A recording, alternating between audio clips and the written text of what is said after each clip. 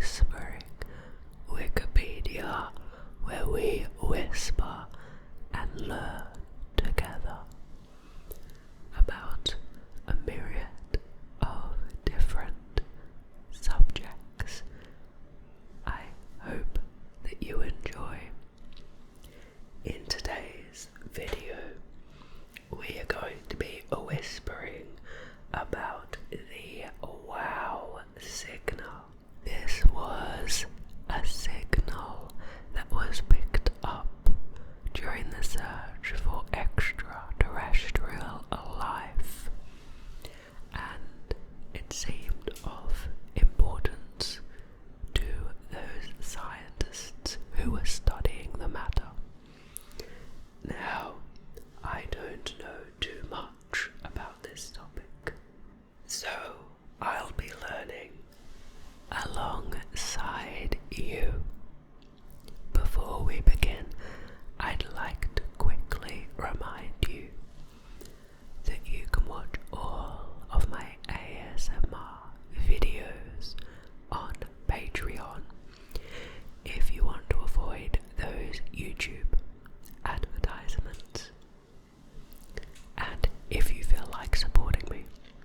Okay, let's learn about the wow signal.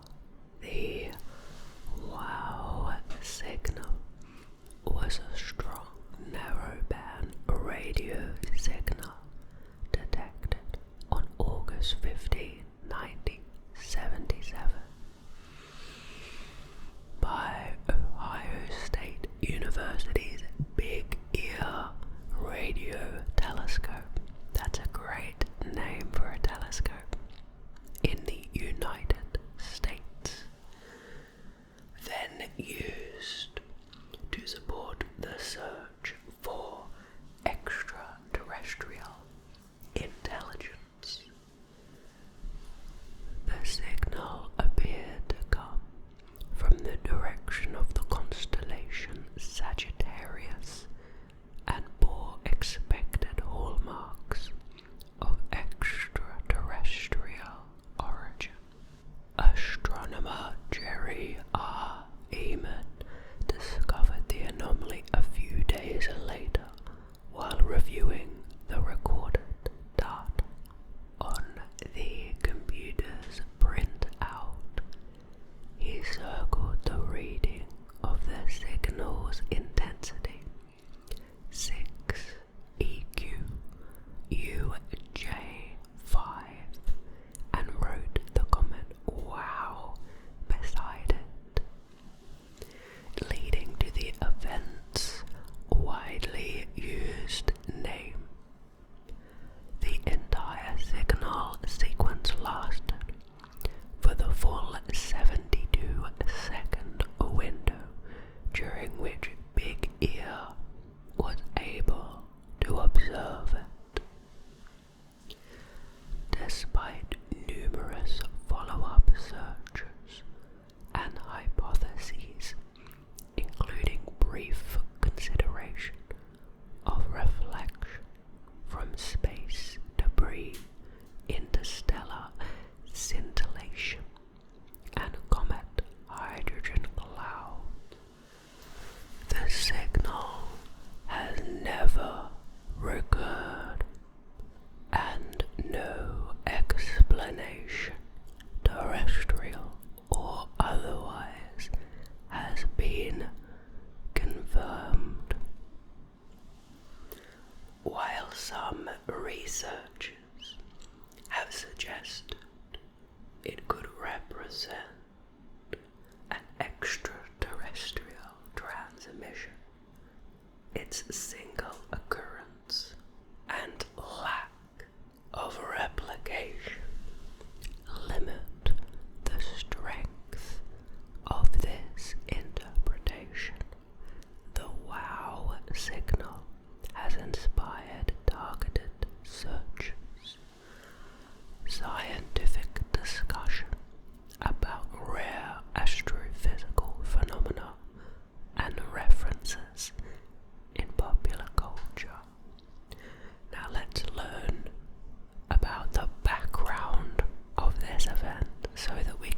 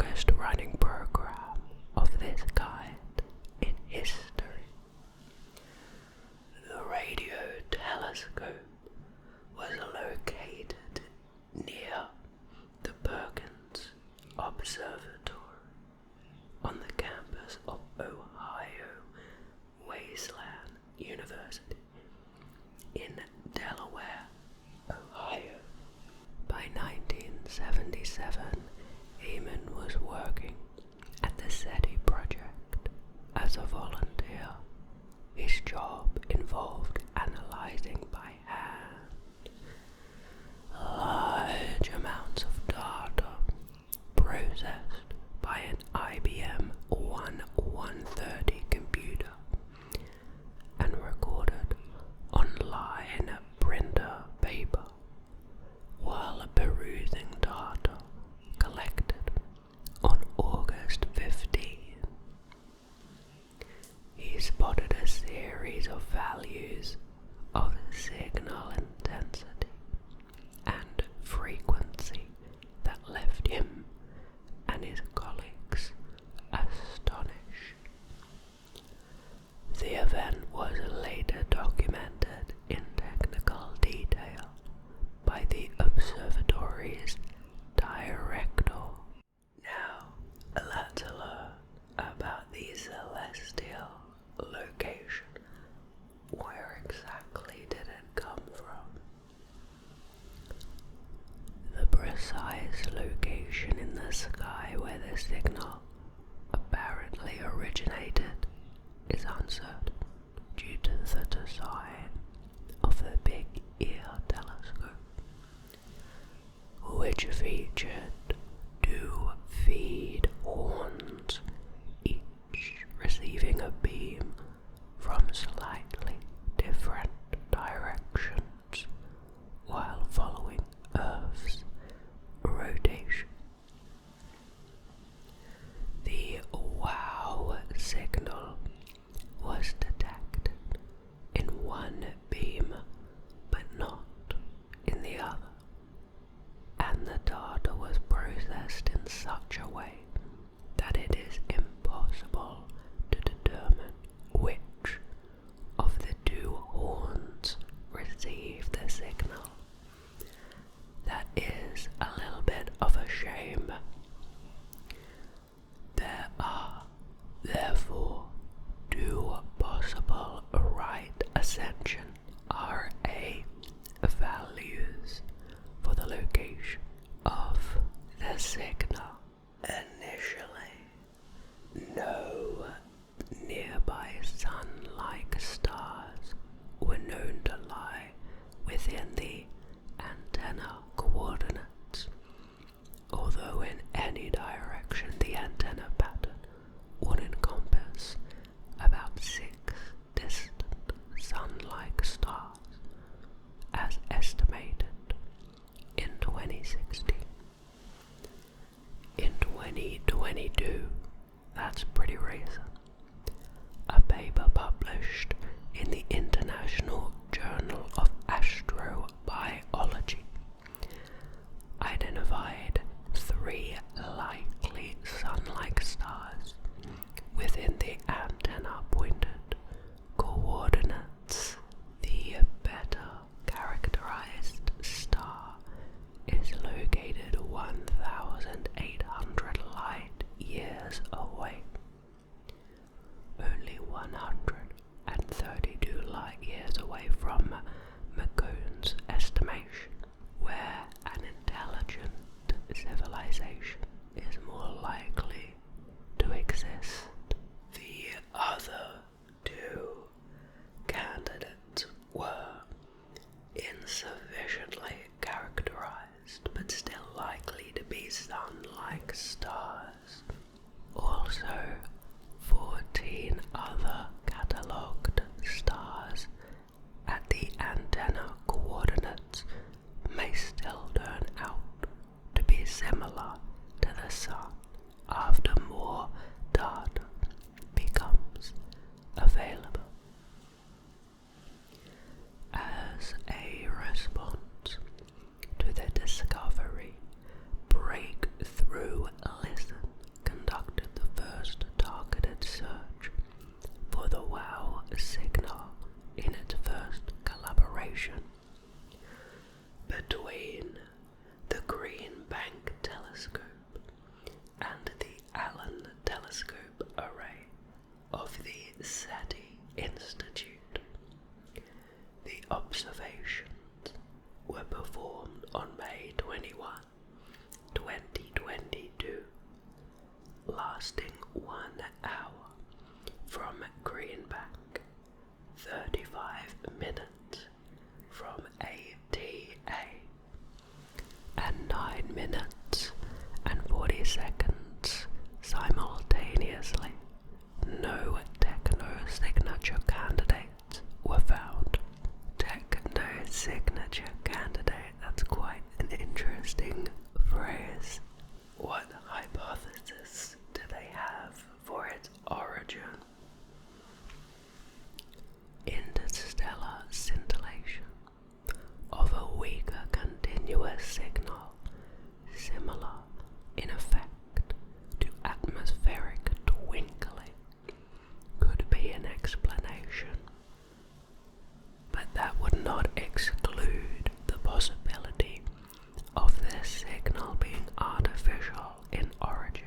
The significantly more sensitive, very large array did not detect the signal, and the probability that a signal below the detection threshold of the very large array could be detected by the big ear due to interstellar scintillation is low. Other hypotheses include a rotating lighthouse-like source, a signal sweeping in frequency, or a one-time burst. Ehman said in 1994, "We should have seen it again when we looked for it 50 times. Something suggests that it was an Earth-sourced signal that simply got reflected off of a piece of space debris." He later somewhat recanted his skepticism after further research showed the unrealistic requirements that a spaceborne reflector would need to have to produce the observed signal. The signal's frequency of 1420 MHz is also part of a protected spectrum, a frequency range reserved for astronomical research in which terrestrial transmissions are forbidden. Although a 2010 study documented several instances of terrestrial sources either interfering from adjacent frequency bands or illegally transmitting within the spectrum. In a 1997 paper, Ehman resists drawing vast conclusions from half-vast data, acknowledging the possibility that the source may have been military or otherwise a product of earthbound sources. In a 2019 interview with John Michael Godier, Ehman stated, "I'm convinced that the WOW signal certainly has the potential of being the first signal from extraterrestrial intelligence." That is a rather exciting quote. METI President Douglas Vakoch told Die Welt that any putative SETI signal detections must be replicated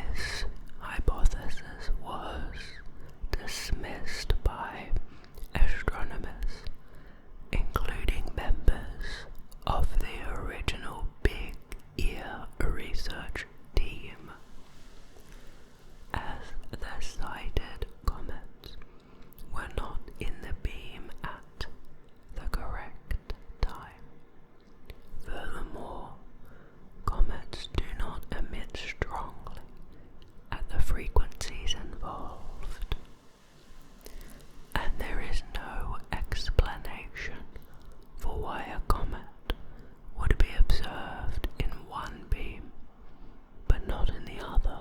Now for the search of the recurrence of the signal.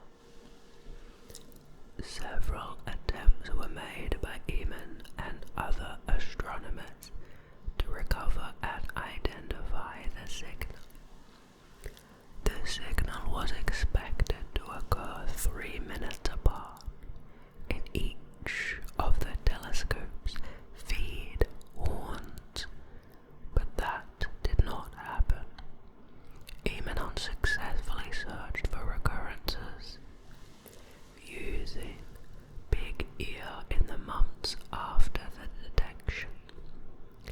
In 1987 and 89, Robert H. Gray searched for the event using the meta-array at Oak Ridge Observatory, but did not detect it. In a July 1995 test of signal detection software to be used in its upcoming Project Argus, SETI League Executive Director H. Paul Schuch made several drift scan observations of the WOW signal's coordinates with a 12-meter radio telescope at the National Radio Astronomy Observatory in Greenbank, West Virginia, also achieving a null result. And lastly, in 95 and 96, Gray again searched for the signal using the Very Large Array, which is significantly more sensitive than the Big Ear. Gray and Simon Ellingson later searched for recurrences of the event in 1999 using the 26-meter radio telescope at the University of Tasmania's Mount Pleasant Radio Observatory. 6 14-hour observations were made at positions in the vicinity, but nothing like the WOW signal was detected. And now, the last section, the world's response. In 2012, on the 35th anniversary of the WOW signal, the Arecibo Observatory was said to have beamed a digital stream towards Hipparcos. The transmission consisted of approximately 10,000 Twitter messages solicited for the purpose by the National Geographic Channel bearing the hashtag Chasing UFOs, a promotion for one of the channel's TV series. The sponsor also included a series of video vignettes featuring verbal messages from various celebrities. According to Robert Kerr, the former director of the Arecibo Observatory, who oversaw the WOW reply, the transmitter overheated shortly into the first transmission, and it was only sent in the direction of one of the targets. It is unknown how many tweets made it through. None of the targeted stars are within the possible region from which the WOW signal came. That's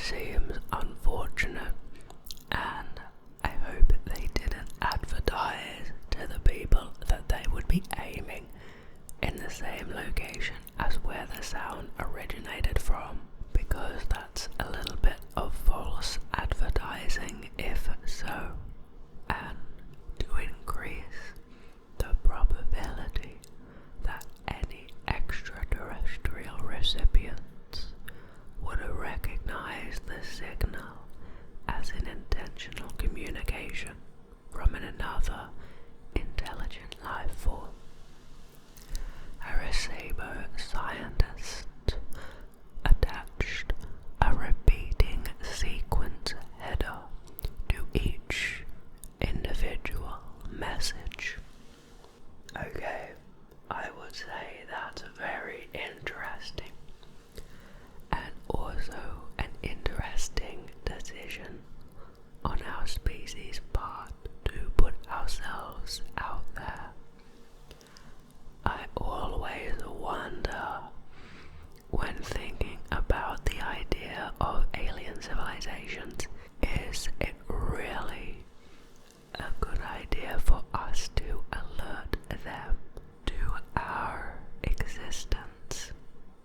I imagine it's a complicated dilemma, as they could, of course, be benevolent and have fantastic technology that could perhaps solve many of our problems.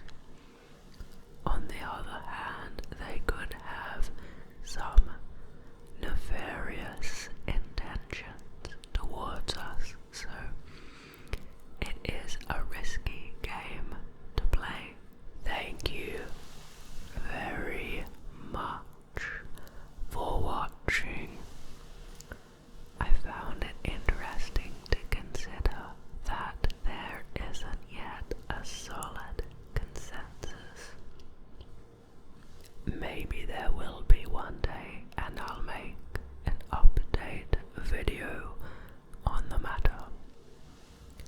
But until then, and until I see you in another video, I hope that you can take my calm with you, and that you can take your feelings